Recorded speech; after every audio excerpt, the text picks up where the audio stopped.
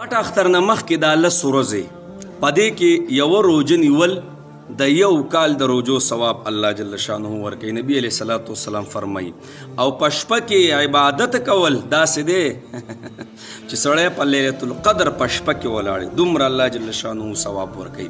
اوې الله جل شانو په قسم خوري والفجر وليال عشر والشفع والوتر. مفسرین فرمایي دا 10 شپې دي چې الله په قسم خوړلې دي دومره مبارک شپې دي.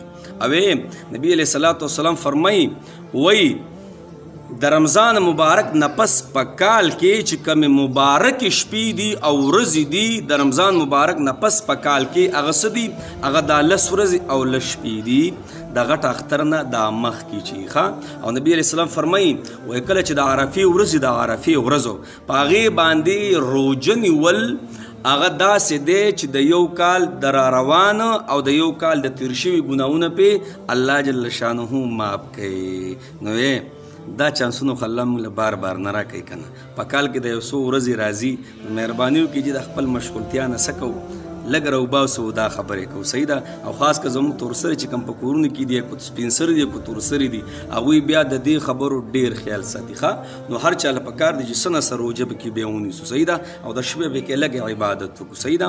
او دویمه دا خبره چې ډېر ملګري دا و چې ستا ویډیو نه راځي څه وجه د ډېر رنګونه راځي نو زما په فیسبوک باندې هغه زوړ پیج کې لږه مسله ده هغه لا سټاپ دی یو قسم لا دا نوی پیج زما سا شوی دی دا ویډیو شیر کیږي نو مهرباني وکړئ دا تاسو فالو کړئ نو تاسو ته بیا ویډیو در رسي صحیح ده جی. او بله خبره دا ویډیو مونږ شیر کو که چېرې زما د شیر په وجه باندې چا روژه ونیوله یا څوک په شپه کې ودرېد عبادت ته نو زه به ترې خبر نه یم او الله به زما په عملنامه کې څه لیکي پوره ثواب لیکي صحیح ده. نو ورځې لږې دي هر یو کس چې دا ګورې مهرباني وکړي دا ویډیو شیر کوي.